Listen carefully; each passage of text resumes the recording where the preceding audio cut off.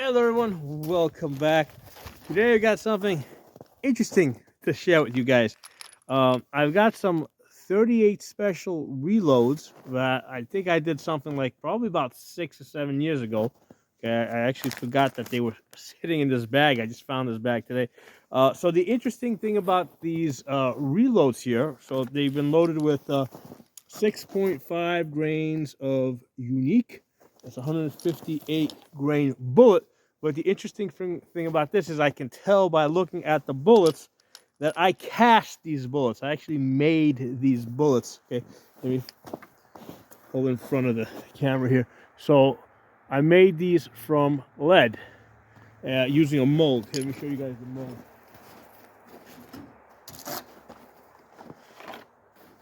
So I used this Lee mold here, right? There's the details on the bullet. 158 grain. So the way it works is basically I melted the lead, right, and then use a ladle to pour in, okay, and pretty much the lead basically cools right away, and you hit it like with a screwdriver or something, pop it open, and then the bullets come out. Okay, so yeah, I haven't done this now in about 6 years. I just, I've just gotten into other things, different guns that I shoot. But yeah, this was something that I used to really be into. Put this aside here. So we're gonna shoot these guys. Let's see how accurate they are.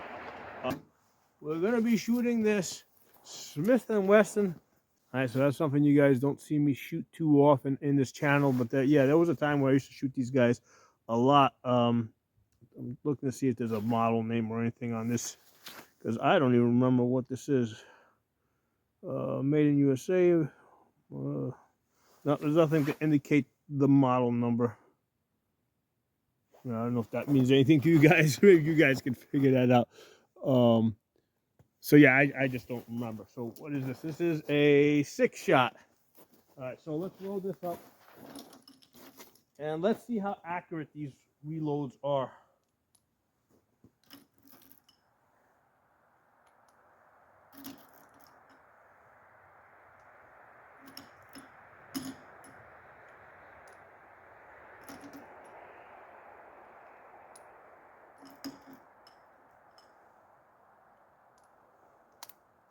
All right, so let's put a couple of shots here at 15 yards.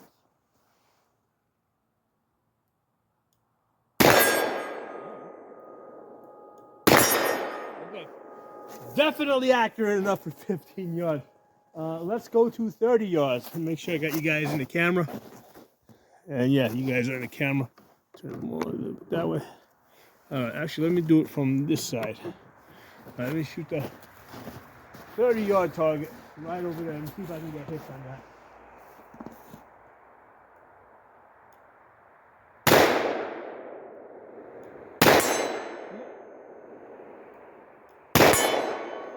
Yeah, 30 yards, man.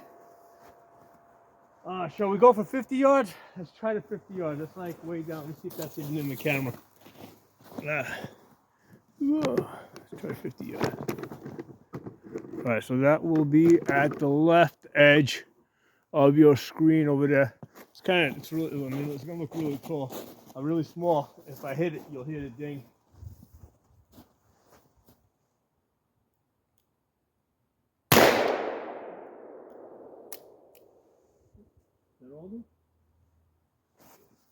So let's empty these guys out. Yeah, hold them. All right. Actually, I really have no intention of reloading this anymore, so that's gonna become part of the gravel now.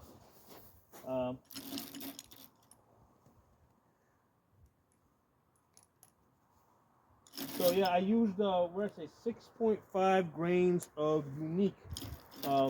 Unique was like a very versatile gunpowder that I was using. I still have like a ton of it. The great thing about unique is like you can reload everything like from 380s all the way up to 500 Smith & Wesson. Okay. Now there's no, I did a video where I was reloading the 454 Casull and 500 Smith & Wesson.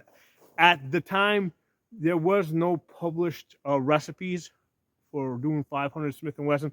So what I did is I started with the 44 Magnum, which had a published recipe. Then I just worked it up, and I was running them through a chronograph and just making sure I didn't get too hot. All right, so up until now, I've been shooting this double action, which means I've been pressing the trigger back all the way. Hammer's been going all the way back, mechanically going forward. This time I'm going to go single action. I'm going to pull the hammer back in an effort to try and get a hit at 50 yards with this.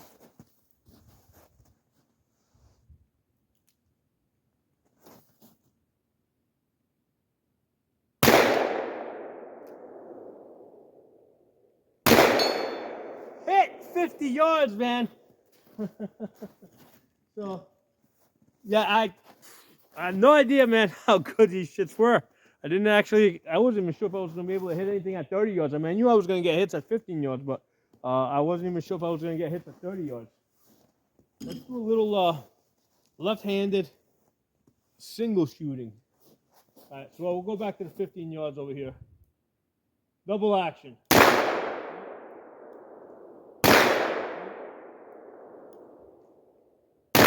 we go.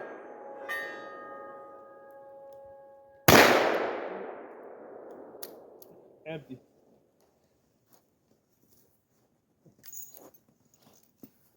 Really nice gun, man. Really nice gun.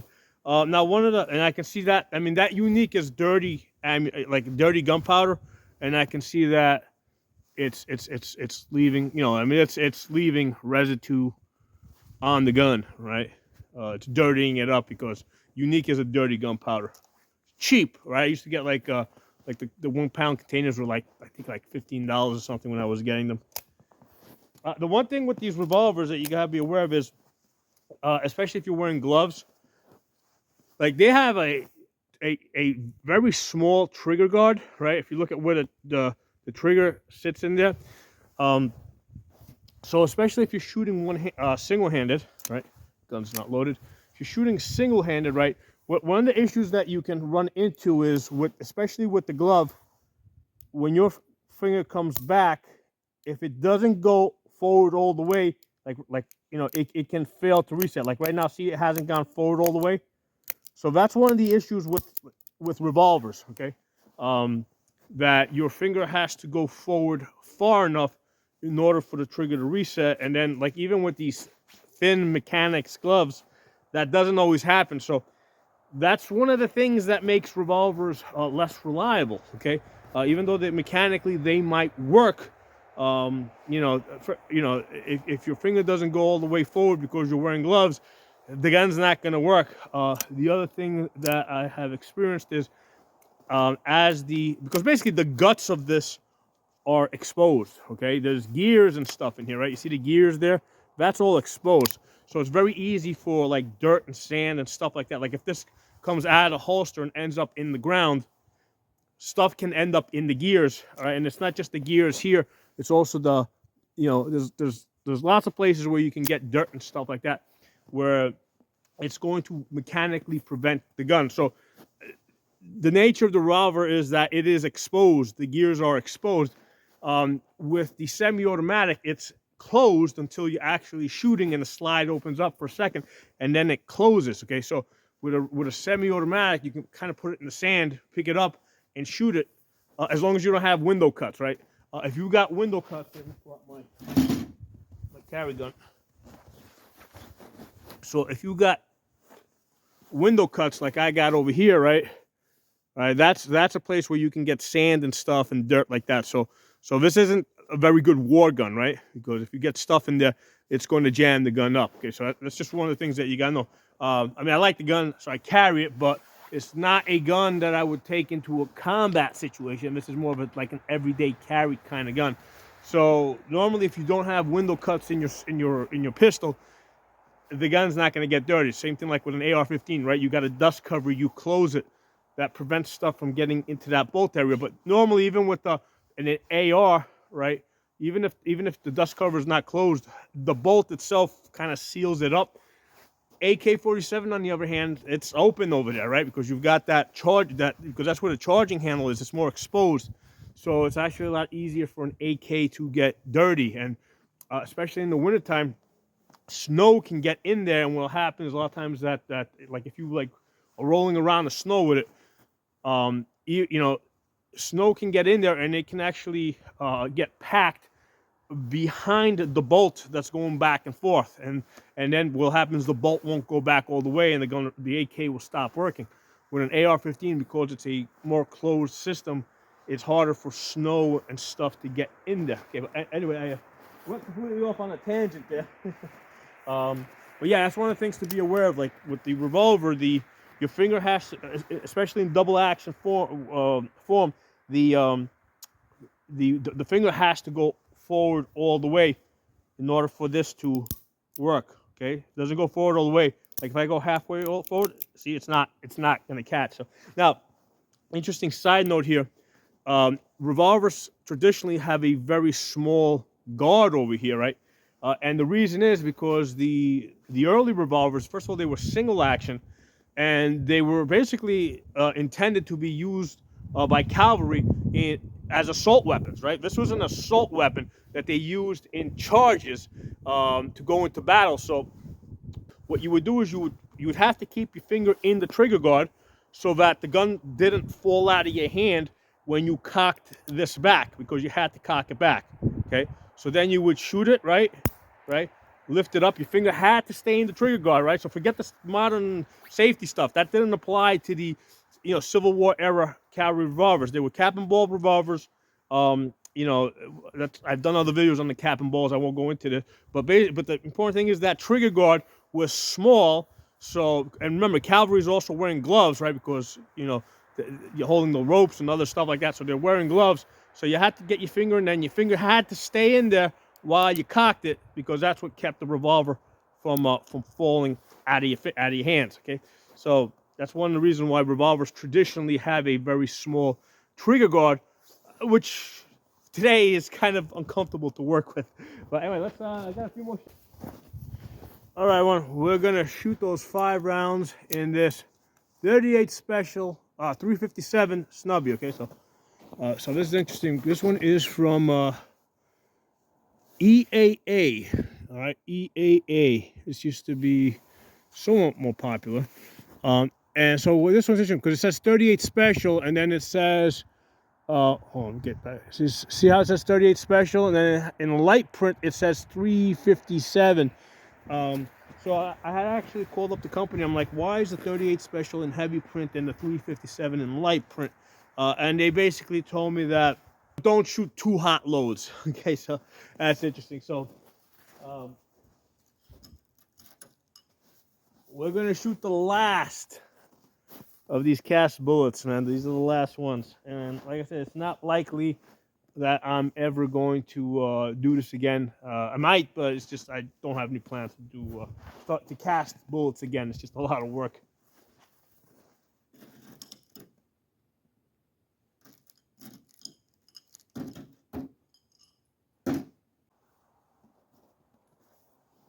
All right, we're gonna shoot the snubby. Make sure you guys are in the camera.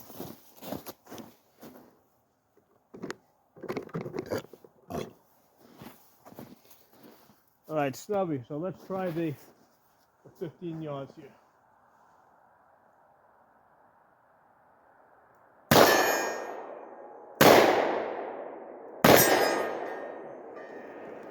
Let's try 30 yards down there.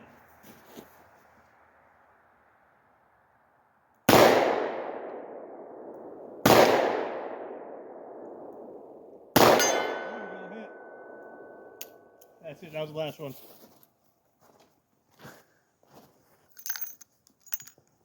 Okay, I got another revolver, man. This one is a 38 special. It's from Taurus, right? So this is a Taurus.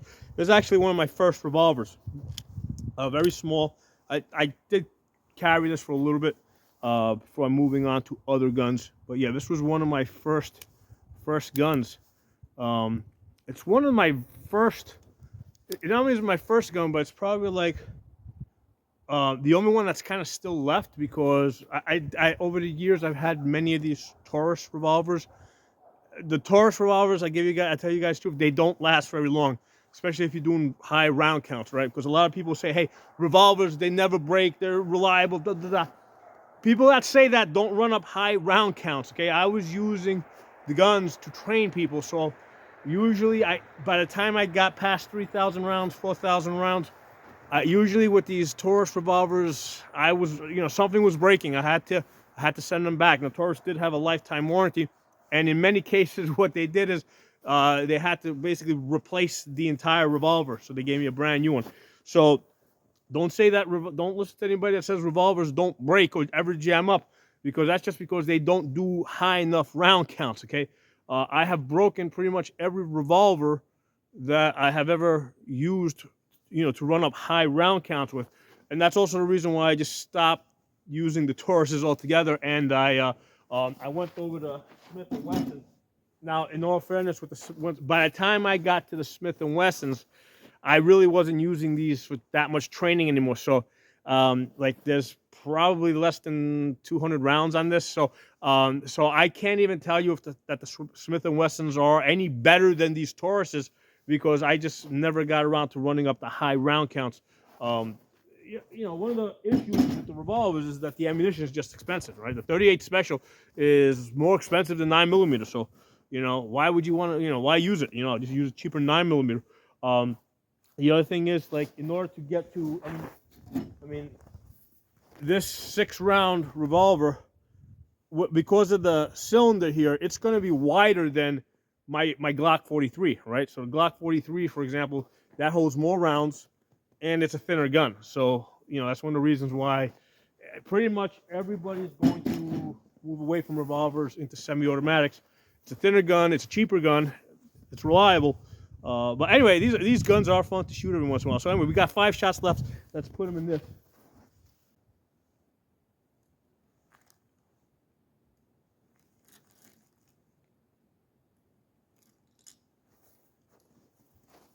So there's a 5 shot.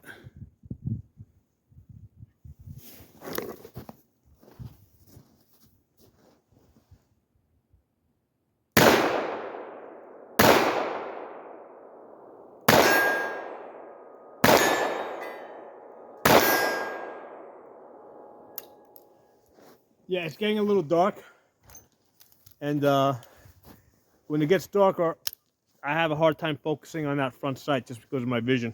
That's why red dots on guns are like just so awesome. But yeah, man, this is a fun little gun, man. This is I think it's like my first 38 Special. First snubby. I think I actually carried this for a short while, but nice little gun.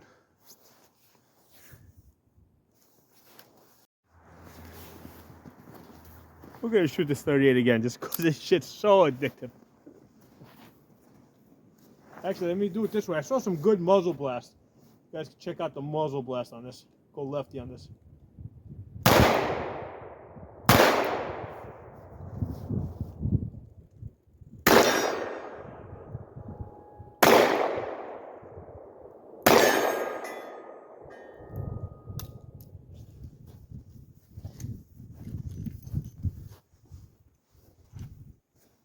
It did better that time. That time, what I was doing is, as I was squeezing, what I did is I basically picked up the slack on the trigger a little bit more slowly, kind of re-aimed, and then finished it.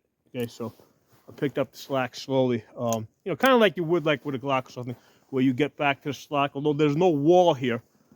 And the thing is, once you start picking up that slack, right, once that hammer comes to there, you got, like, it's really easy to slip it and go past it and actually fire that shot, especially when you got gloves on. So, that's one of the things that, with a revolver, when you're trying to pick up the slack like that, like, if you need an accurate shot, the best thing to do is basically, cock back the hammer, right? Now you got a single action, cock back the hammer, right? Cock back the hammer, now you got a single action trigger. You get your most accurate shot like that.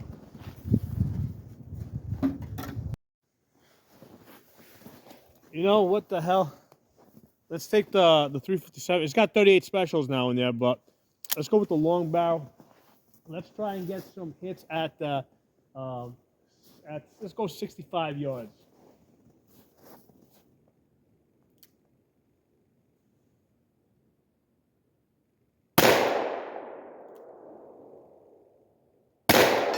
Hit!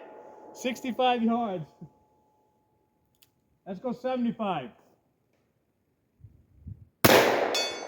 75 yards. We got a hit with this guy, man. And that was with the 38 special. It's a 357, but I got 38 special lows in here now.